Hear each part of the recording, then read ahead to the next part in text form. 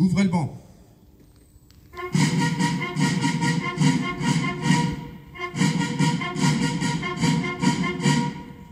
Lecture du message qui a été conjointement rédigé par la Fédération nationale des déportés, internés, résistants et patriotes, la Fondation pour la mémoire de la déportation et les associations de mémoire des camps nazis, l'Union nationale des associations de déportés et internés de la résistance et familles, par M. Boulanger Gilles, fils de déporté, membre du FNDIRP.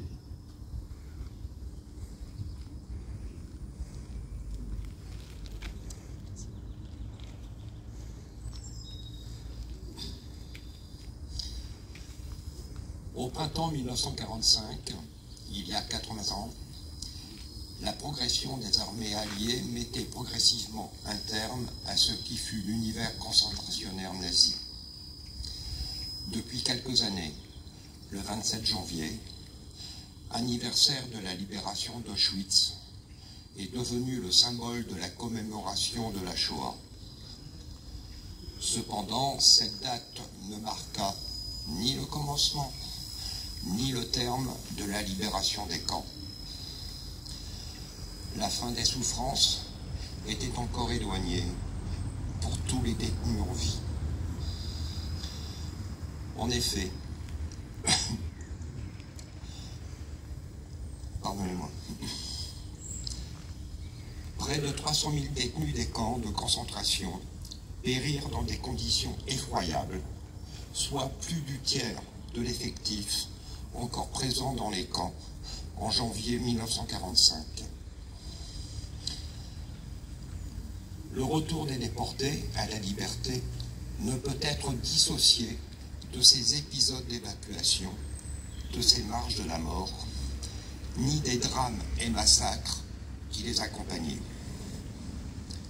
Lorsque les bourreaux les abandonnèrent et qu'ils furent enfin délivrés, ces déportés de toute origine, résistants, opposants, persécutés, portaient en eux les terribles séquelles des camps qui ne devaient plus les quitter. La liberté retrouvée sonnait aussi pour eux comme un abandon de leurs camarades morts en déportation. Ce drame humain doit nous rappeler combien il est essentiel de défendre et de préserver les valeurs universelles de dignité, de liberté, de fraternité, car la loi du plus fort risque, une fois encore, de bouleverser les équilibres mondiaux.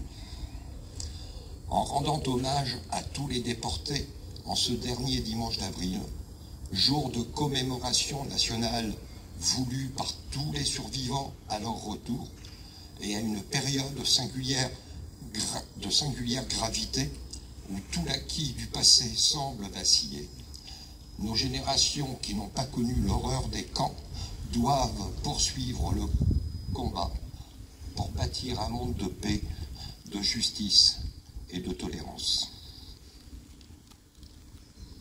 Merci.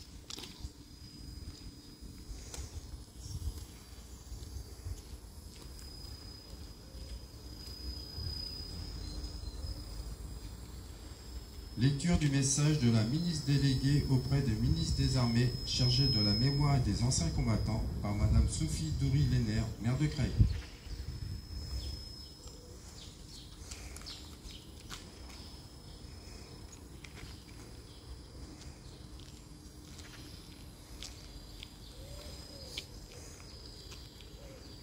Chaque année, le dernier dimanche d'avril, la République se recueille. Elle se recueille pour nommer les absents, pour rendre justice aux visages effacés, pour transmettre aux vivants ce que la mémoire seule peut sauver de l'oubli. Aujourd'hui, nous commémorons une blessure qui a failli emporter le vieux continent. Une blessure infligée à l'humanité tout entière, au cœur même de l'Europe. Elle nous rappelle que sur nos terres, dans ce siècle encore très proche, l'homme a pu devenir le bourreau, l'assassin, le visage répugnant de la barbarie déchaînée.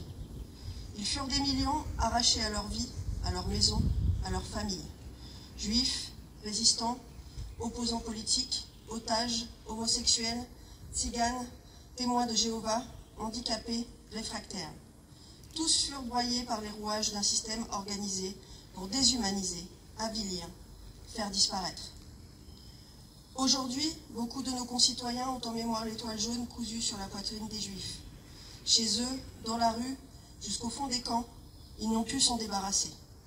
Mais gardons aussi en mémoire le triangle rouge pour les prisonniers politiques, le triangle noir pour les asociaux, le triangle marron pour les tziganes, le triangle rose pour les homosexuels, le triangle bleu pour les immigrés. Gardons en mémoire ces triangles et étoiles de la haine qui a accompagné des numéros qui écrasaient l'humanité des déportés. Dans cette mécanique de l'horreur, la France connut son lot de douleurs. Elle connut aussi son sursaut. Parmi les déportés français, ils furent des milliers à être arrêtés pour avoir dit non. Non à la tyrannie, non à l'abandon, non à la barbarie. Ces femmes et ces hommes, parfois très jeunes, portaient dans leurs gestes la flamme d'une république qu'on croyait éteinte. Ils furent les héros de la liberté que d'autres voulaient supprimer. Celles et ceux qui ont survécu au camp, miraculés d'un voyage par-delà l'horreur, la souffrance et la mort, sont revenus avec la conscience ébranlée mais résolue, conscients du rôle qu'ils auraient à jouer, de la valeur morale et politique de leur témoignage, et de l'importance de préserver leur mémoire de l'oubli comme du mensonge. Ils se sont regroupés dans un foisonnant mouvement associatif qui allait influencer les choix de la nation. Henri Manès, Marcel Paul et le père Riquet ont fondé dès 1945 une fédération afin de faire vivre les valeurs de la résistance qui furent les leurs. Leur héritage vit encore aujourd'hui et il est important de les préserver. Aujourd'hui, dans nos écoles, dans nos mairies, dans nos préfectures, leur mémoire nous parle encore. Elle nous dit que la déportation n'est pas une histoire lointaine, figée sur le papier glacé des livres d'histoire. Elle est un avertissement, et même une exigence. Elle est le socle d'un engagement sans cesse renouvelé pour les droits humains, pour la dignité, pour la paix. Il ne s'agit pas seulement de se souvenir, il s'agit de transmettre, de dire aux jeunes que ces crimes ont été rendus possibles par le silence, l'indifférence, l'habitude, et qu'ils peuvent renaître dès lors que nous cessons d'être vigilants. C'est pourquoi la République ne transige pas avec la mémoire. Elle la fait vivre en l'enseignant, en l'honorant, en la défendant. Aujourd'hui, la France pense aux disparus, à ceux qui ne sont jamais revenus. Elle pense aux survivants, dont la parole, longtemps étouffée, ont ensuite éclairé le monde. Elle pense aux enfants et aux petits-enfants de déportés, porteurs d'un héritage douloureux mais nécessaire. Qu'ils sachent que la nation ne les oublie pas, que leur histoire est aussi la nôtre, et que nous sommes, ensemble, les gardiens de cette vérité vertigineuse. Aujourd'hui, alors que l'histoire s'accélère et que les certitudes semblent vaciller chez certains, soyons dignes de l'héritage que nous ont transmis les déportés. Un héritage d'humanité, de justice et de grandeur, une rectitude morale qui nous élève.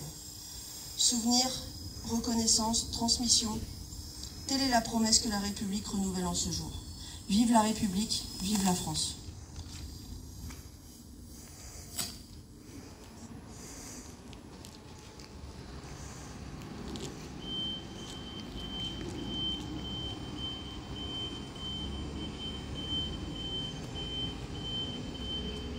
Fermez le banc.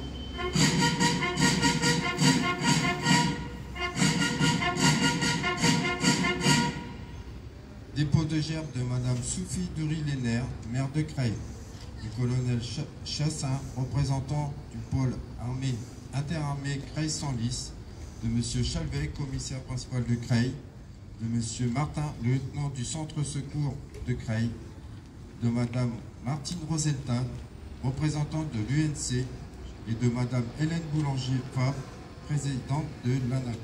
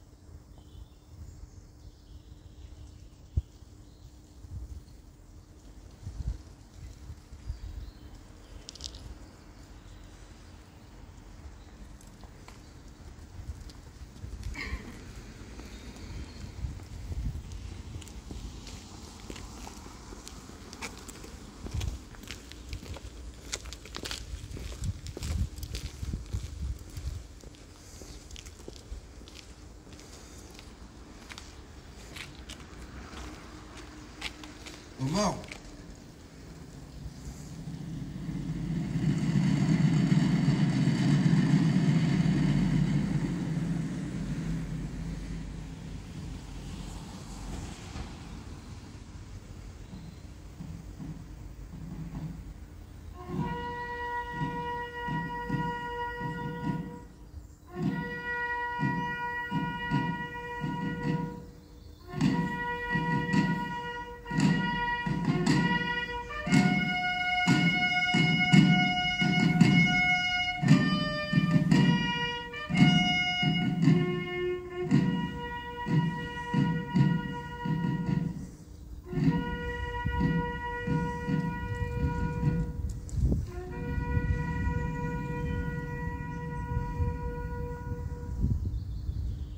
Mesdames, Messieurs, veuillez observer une minute de silence à la mémoire de nos morts.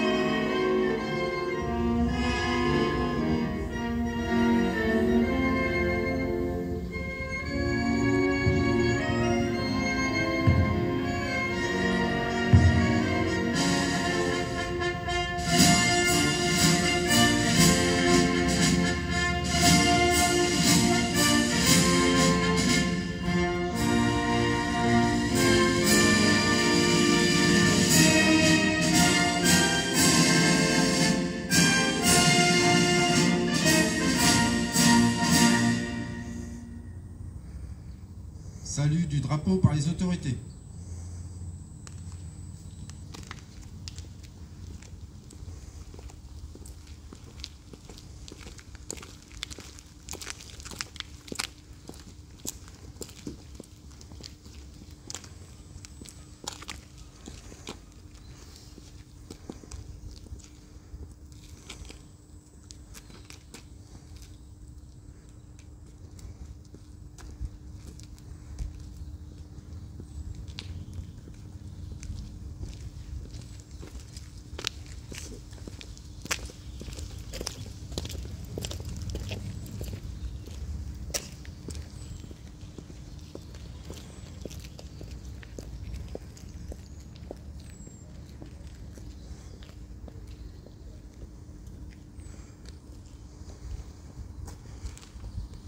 Mesdames, Messieurs, Madame Sophie Doury-Linaire, maire de Creil, vous remercie de votre présence. La cérémonie est terminée.